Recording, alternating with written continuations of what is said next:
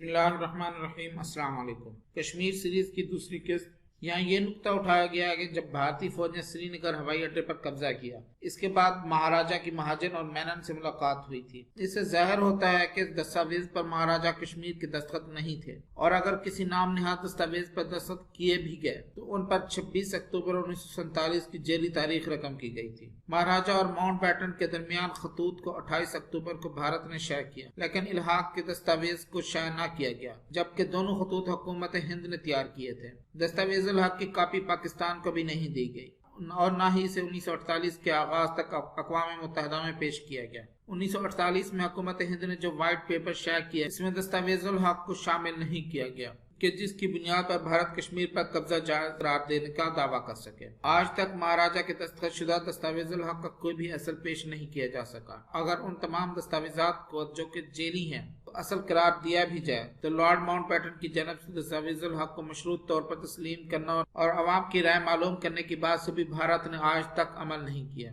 Lord Mount beaten کے خط میں عوام سے ریفرنس کا جو تذکرہ تھا وہ رائے شماری تھی۔ دستاویز الحق کے جعلی ہونے پر یہ بات بھی ثابت ہوئی کہ بھارت نے خود مختار ریاست پر جبری فوجی قبضہ کیا تھا، کیونکہ اس ریاست کے راجہ نے کسی بھی ایسی دستاویز پر دستخط نہیں کیے جن کا مقصد کشمیر کا بھارت سے علاقہ۔ آزاد کشمیر پر بھارتی گولہ باری اور مقبوضہ کشمیر میں قتل عام بھارت نے 1988 سے تیز کیا۔ مقبوضہ کشمیر میں عوام کشمیری گزشتہ 30 سال سے کرفیو پابندیوں، مظاہروں، مار دھاڑ، قتل عام، نسل کشی، پیلٹ گن اور زہریلی گیسوں کو برداشت کر رہے ہیں۔ گزشتہ 2.5 ماہ سے سخت کرفیو اور پابندیوں کے شکار ہیں۔ ہزاروں نوجوانوں کو رات کے چھاپوں کے دوران گھروں سے حراست میں لینے کے بعد لاپتہ کر دیا جاتا ہے۔ سلامتی کونسل کا کشمیر پر مشاورتی اجلاس بھی ہوا۔ پاکستان بھی دنیا میں کشمیریوں کی آواز بلند کرتا رہا ہے، مگر بھارت ٹیسٹ سے مس نہیں ہوتا۔ وہ معصوم کشمیریوں کا مسلسل قتل عام کر رہا ہے، معصوم بچوں تک کو بینائی سے محروم کر رہا ہے۔ عوام 1947 سے بھارت کے خلاف برسر پیکار ہیں۔ 2008 سے 2010 تک کا سلسلہ بھی اس نئی نسل کے زبردست عزم کا آغاز تھا، جس نے سب سے پہلے امرناتھ شرائن بورڈ کو اراضی کی منتقلی کے خلاف شروع کیا۔ اس دوران کشمیریوں کو بعض نئے تجربات سے آشکار ہونا پڑا،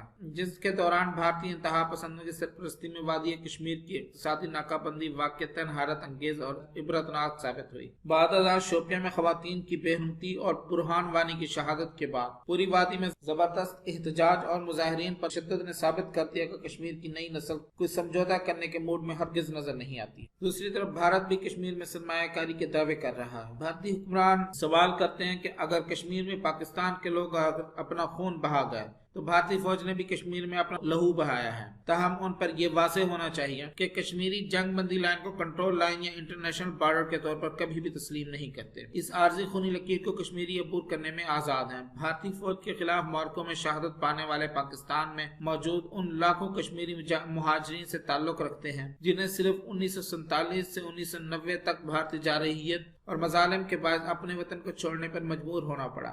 یہی لوگ اگر اپنے مادر وطن کی آزادی کے لیے جدوجہد کریں، قربانیاں دیں، تو کوئی بھی بین الاقوامی قانون انہیں اپنے گھر سے بیرونی قبضے کو ختم کرنے کے لیے کوئی بھی اقدام کرنے سے روک نہیں سکتا۔ بندوق کشمیریوں کا آخری آپشن تھا۔ اقوام متحدہ کا چارٹر اس کی اجازت دیتا ہے۔ اس کے باوجود اگر آزاد کشمیر سے کوئی کشمیری جنگ بندی کی لائن کو عبور کر کے مقبوضہ کشمیر میں داخل ہوتا ہے تو وہ نہ تو بیرونی دہشت گرد ہے اور نہ ہی درانداز۔ ہر کشمیری کو اس عارضی لکیر، جسے خونی لکیر کہا جاتا ہے، کو روندنے کا حق حاصل ہے، کیونکہ کشمیری کسی جنگ بندی لائن کو تسلیم نہیں کرتے۔ لاک ڈاؤن اور پابندیوں کے دوران بھی بھارتی فوج کشمیر میں پتھراؤ اور لاٹھیاں بردار کم سن نوجوانوں کو کچلنے کے لیے جدید ترین مہلک اسلحے کا استعمال کرتی ہے۔ کریک ڈاؤن اور محاصروں کو ناکام بنانے کے لیے جائے واردات پر آنے والوں کا نشانہ باندھ کر شہید کیا گیا یا انہیں باوردی دھماکوں سے اڑا دیا گیا۔ گھروں کو بھی کیمیکل چھڑک کر نظر آتش کیا جا رہا ہے یا انہیں بارود سے اڑایا جاتا ہے۔ بھارت کا واویلا گمراہ کن اور قابل مذمت ہے۔ کشمیر میں جاری مظاہروں کو بیرونی امداد حاصل ہے۔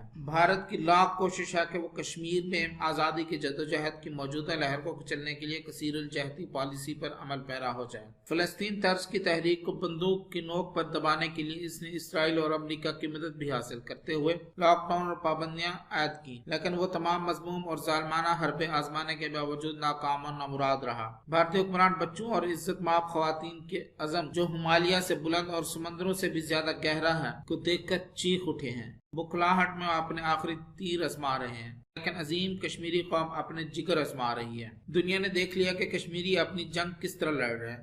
موجودہ انقلاب میں بندوق کا کوئی کردار نہیں۔ جہاد کونسل کا درست فیصلہ تھا عوامی تحریک کے دوران بھارت کے خلاف حملے شہروں اور دیہات سے باہر جنگلوں میں کیے جائیں، اگر کسی کو یہ پروپیگنڈا کرنے کا موقع نہ ملے کہ موجودہ انقلاب عوامی نہیں بندوق کا ہے۔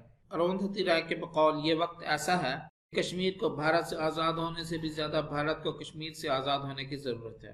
بھارتی جبری قبضے سے پہلے لارڈ ماؤنٹ بیٹن کے مہاراجے کو خط کے تناظر میں ہی جواہر لال نہرو نے 28 اکتوبر 1948 کو وزیر اعظم پاکستان لیاقت علی خان کو ٹیلی گرام بھیجا، جس میں لارڈ ماؤنٹ بیٹن کے الفاظ کو دہرایا گیا اور اس پالیسی پر عمل کرنے کا یقین دلایا تھا۔